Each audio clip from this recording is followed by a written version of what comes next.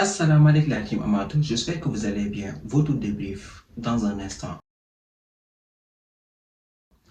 C'est officiel maintenant, comme vous le savez tous les gars, les championnats respectifs sont terminés en Europe. Donc cette vidéo-là, c'est une occasion pour vous remercier. Voilà, vous remercier pendant toute cette année-là.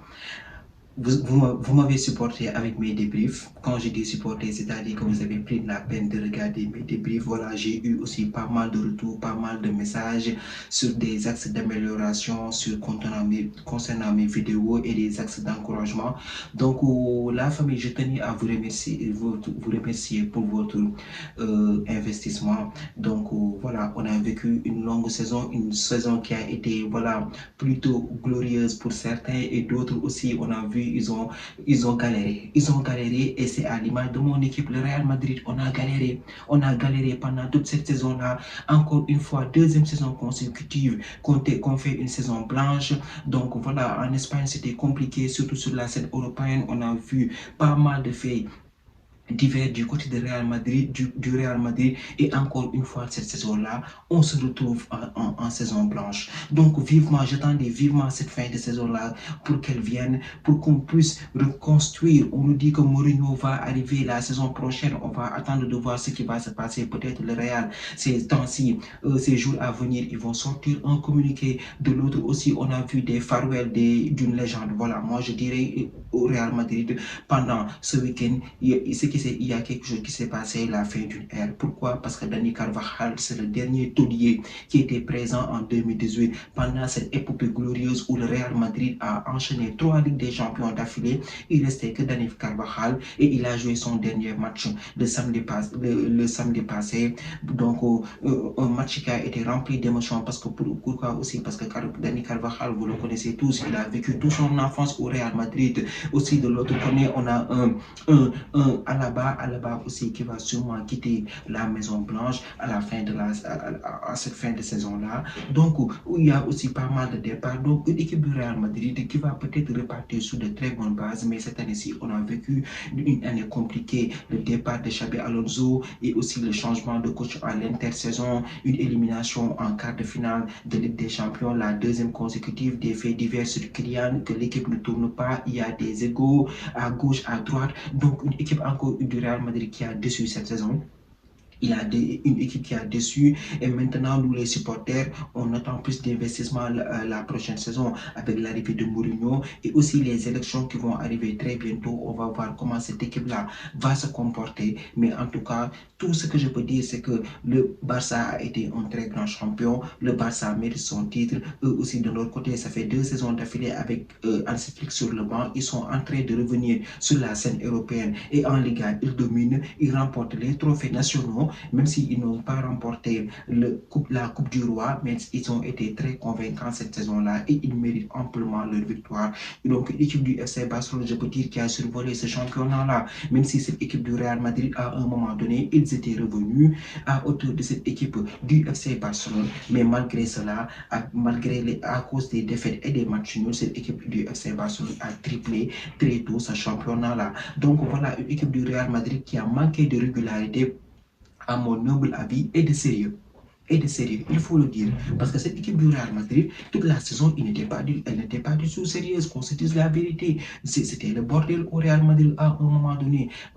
Tandis que de l'autre côté, on a une équipe du FC Barcelone qui est cohérente. Ils ont eu des blessés, mais même avec cela, ils ont des joueurs qui savent ce qu'ils ont à faire, un collectif qui tourne autour d'un coach, et ça se voit sur le terrain. Ils jouent très bien au football, et là, cette équipe s'en sort encore une fois en remportant les trophées nationaux, mais malgré cela, ils se sont fait éliminer eux aussi en quart de Ligue des Champions. Donc voilà, on a vécu une saison de Liga qui a été plutôt en faveur de cette équipe du FC Barcelone. Il y a eu des problèmes sur l'arbitrage à gauche, à droite, mais même avec cela, franchement, on va se dire la vérité, cette équipe du FC Barcelone mérite son titre de champion. Là, de ce côté-là, il n'y a rien à dire. Nous, de notre côté, les Madrilènes, on doit revenir sur le collectif. Et c'est ça notre problème, mettre les égos de côté et revenir plus fort la saison prochaine. Maintenant, sûrement, on va attendre après les élections parce qu'il y a des élections qui approchent au Real Madrid entre Florentino Pérez qui a pris la parole il y a de cela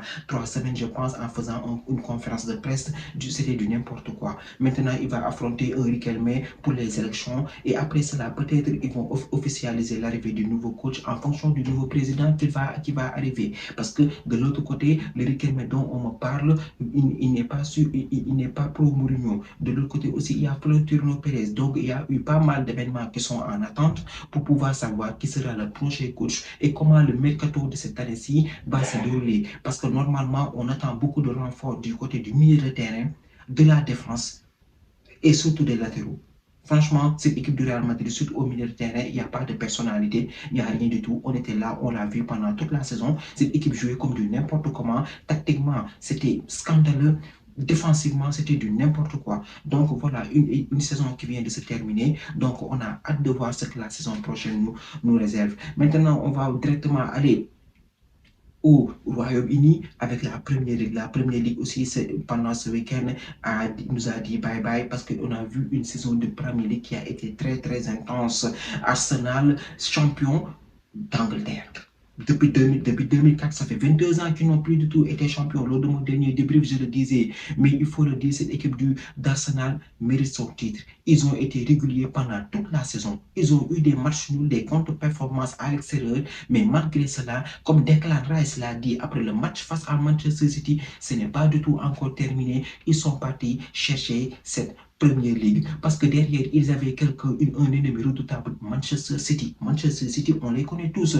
Un petit point lâché, ils peuvent revenir à hauteur. Pep Guardiola ne lâche jamais sa viande, sa proie, tant que cette proie-là n'est pas du tout encore morte. Parce qu'on a vu l'équipe de Manchester City qui avait engagé une remontada. À un moment donné, ils étaient à hauteur de points avec Arsenal. Tout Londres était en train de trembler. Est-ce que Manchester City va passer devant Arsenal? Est-ce que Manchester City va aller chercher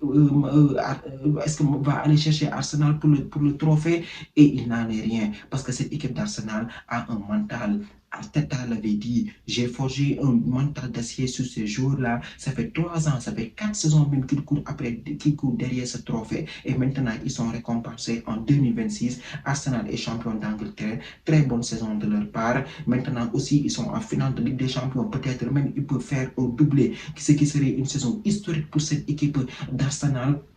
Qui voilà, moi je pense qu'il mérite le titre. Même s'il remporte la Ligue des Champions face au Paris Saint-Germain, je ne sais pas ce qui va se passer le 30 mai, mais en tout cas, ils ont fait une excellente saison. Même pour Manchester City qui a raflé des 2 coupes nationaux, même s'ils se sont fait éliminer en 8e de finale par le Real Madrid, mais malgré cela, ils ont fait un parcours honorable que ce soit en Première Ligue. Donc voilà, équipe de Manchester City aussi qui a dit au revoir à certaines légendes, dont Bernardo Silva qui va quitter Manchester City. John Stones était là aussi, Gundogan, on l'a vu, et l'entraîneur emblématique, l'entraîneur qui a cumulé 6 premières ligues et a ramené la Ligue des Champions du côté de l'Emirates Stadium, Pep Guardiola. Voilà, Pep Guardiola, après 10 ans à Manchester City, 10 ans où il a ramené voilà des trophées, voilà des performances, voilà des grands joueurs et aussi la Champions League qui était Manchester City. Je pense que Enzo Maresca va venir prendre cette équipe lors de la saison prochaine. Mais en tout cas, voilà, c'est une page qui se tourne pour Manchester City parce que Pep Guardiola, il est venu, Manchester City, on ne les connaissait pas du tout trop. Il n'avait pas cette dimension-là qu'ils ont actuellement. Et grâce à Pep Guardiola, il a propulsé cette équipe, il a ramené de top players et là, ils sont partis chercher des trophées. Figurez-vous, ils ont dominé la Première Ligue pendant 4 années consécutives. 4 années consécutives, ils ont fait la misère à tout le Royaume-Uni. C'est vraiment fantastique. On a vu une équipe de Manchester City qui jouait très bien au ballon. Et là, voilà, Pep Guardiola va partir après 10 ans au sein de ce club. On nous dit qu'il va occuper d'autres postes administratifs au sein de Manchester City. Mais maintenant, on va voir, après Pep Guardiola, ce qui m'intéresse, comment cette équipe de Manchester City va performer. Au fait, moi, c'est là que j'attends Manchester City. Comment Enzo Maresca va faire en sorte que cette équipe de Manchester City puisse tenir cette cadence, puisse tenir cette domination qu'ils avaient sur le Royaume-Uni pendant les saisons passées. Mais en tout cas, voilà, Manchester United aussi, on va en parler parce qu'en début de saison, on était là en train de douter de cette équipe-là. Est-ce qu'ils vont performer? Est-ce qu'ils vont aller chercher quelque chose cette saison-ci? Même s'ils n'ont pas gagné de trophée, mais en deuxième partie de saison, avec l'arrivée de Michael Carrick, on a vu une équipe de Manchester United qui, je pense, dans la deuxième partie de saison, est-ce qu'ils ne sont pas premiers parce qu'ils ont fait un parcours extraordinaire? Ils étaient, figurez-vous, à la 14e place en première partie de saison avant que Ruben Amorim ne soit renvoyé. Maintenant, ils sont troisième du championnat. Ils sont qualifiés en Champions League avec un Bruno Fernandes au top de sa forme dans cette saison-là. Il a fait une saison incroyable. Casemiro aussi qui va quitter Manchester United en fin de saison. Il a été incroyable pour sa dernière année. Les recrutements qu'on a fait, Matheus Cunha, Brian Momo, ça a payé. On a fait confiance à Amad Diallo et pas mal de joueurs, Sesco et j'en passe, qui sont venus cette année-ci. Ils ont prouvé, ils ont montré qu'ils peuvent tenir la baraque et être les tauliers de cette équipe-là. Bruno Fernandes qui termine avec un record de passes décisives en Première Ligue, c'est pas rien si ce n'est pas le meilleur joueur en Première Ligue cette saison-ci, mais il faut souligner aussi la résilience de cette équipe de Manchester United qui est allée chercher cette troisième place, qui a détrôné City, Liverpool, Aston Villa pour rester au sommet de cette première ligue en terminant sur le podium. Franchement, c'est un parcours à souligner pour cette équipe de Michael Carrick. Michael Carrick aussi qui est venu et qui a apporté une bouffée d'air fraîche à cette équipe de Manchester United. Il a redynamisé cette équipe-là. Tactiquement, c'était cohérent. Défensivement, offensivement, c'était bien. Et il a donné un nouveau souffle à cette équipe de Manchester United. Maintenant, on l'a signé pour encore 2 à 3 saisons, si je ne me trompe pas. On va voir ce que ça va donner de son côté, parce que l'année prochaine, le niveau va s'élever en Ligue des Champions et aussi en championnat. Maintenant, peut-être ils vont faire un recrutement pour leur permettre d'avoir un effectif pour pouvoir performer en Ligue des Champions. Mais j'ai hâte de voir ce que la saison prochaine va donner du côté de Manchester United. Pour moi, la grande déception de cette saison, c'est Chelsea.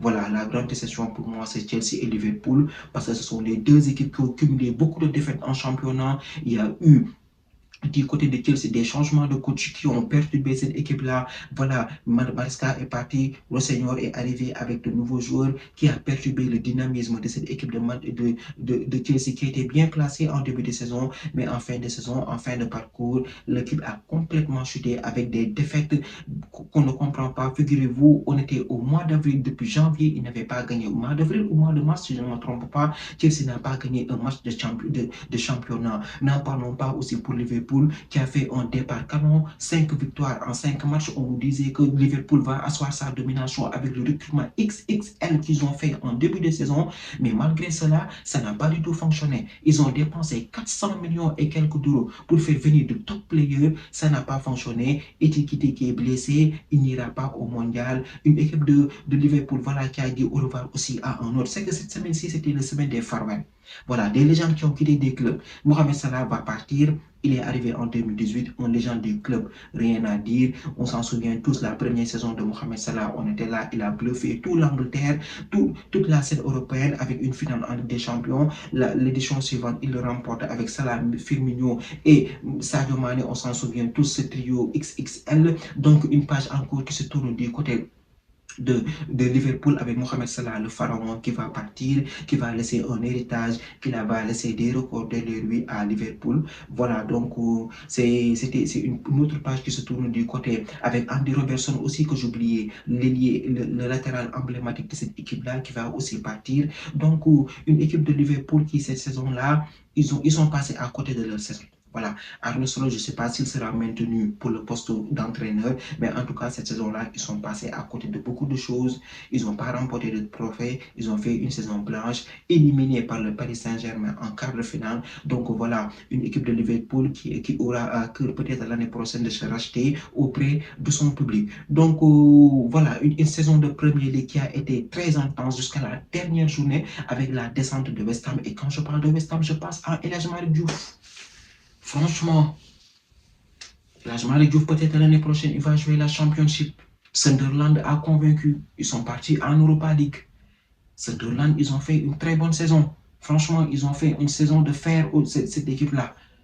L'équipe de Avec Diarra, ils ont fait une très grande saison. Aston Villa, vainqueur de l'Europa League, qui se qualifie aussi en Ligue des Champions. West Ham qui prend la porte avec Wolverhampton qui descend en Premier League. Et Tottenham aussi, la plus grande déception de la saison, c'est eux. La plus grande déception de la saison, c'est Tottenham. Il y a un an, ils étaient là, ils ont remporté l'Europa League cette saison, ils jouaient le maintien. À la dernière journée, ils ont gagné avec un changement de coach à n'en plus finir. De Zerbi est venu, voilà, l'ancien entraîneur de la Juve est venu, pas mal de coachs se sont succédés et malgré cela, ils se maintiennent heureusement et de justesse en Premier League. Et cela, on va voir maintenant comment cette équipe de Tottenham l'année prochaine, ils vont revenir avec un nouveau coach. Peut-être ils vont leur laisser le temps de travailler pour monter un effectif qui sera capable de rivaliser avec les gars de la Première Ligue. Donc voilà une saison de Première Ligue qui a été très riche. Une saison de Premier League qui a été intense, normal que ce championnat-là soit le meilleur championnat du monde. Mais donc maintenant, voilà, c'était la dernière journée de cette saison-là. On va voir ce qui va se passer la saison prochaine. Mais en tout cas, voilà, les championnats sont terminés. Il ne reste plus que la finale de la Ligue des Champions. Du côté de la France, on a vu un PSG qui a été champion et qui se retrouve encore en finale de Ligue des Champions. Du côté de l'Allemagne, encore une fois, le Bayern qui a roulé presque sur l'Europe, même s'il méritait une finale de Ligue des Champions. Mais pour les trophées nationaux, ils ont tout remporté. Avec une attaque de feu, Harry Kane, Diaz, Olysée. Franchement, cette équipe-là a roulé sur l'Allemagne. Il mérite des champions. On ne peut rien faire face à une équipe qui marque constamment des buts et défensivement, ils étaient au top cette saison-là. Ils étaient au top. Moi, je ne comprends pas, encore une fois, comment ils ont fait pour perdre contre le PSG. Moi, je ne comprends pas parce que cette équipe du PSG, encore une fois, ils sont bons. Ils sont bons. C'est pourquoi je dis que collectivement, c'est une équipe. C'est une équipe qui défend ensemble et qui attaque ensemble. Et de ce fait-là, ils ont battu le Bayern champion d'Allemagne.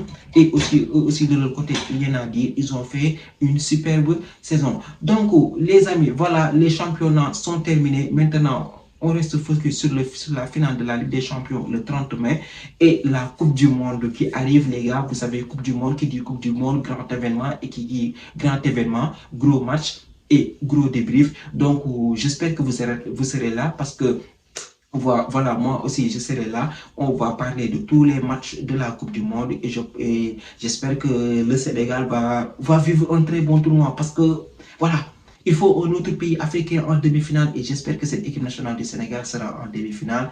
Malgré cela, avec ça, ça passe aussi par un très bon tournoi et on a hâte d'y être le 11 juin prochain. Bon, la team, c'était tout pour cette vidéo. Merci d'avoir regardé. Merci de partager, de liker et de vous abonner au max. On se donne rendez-vous très prochainement pour une nouvelle vidéo. D'ici là, portez-vous bien.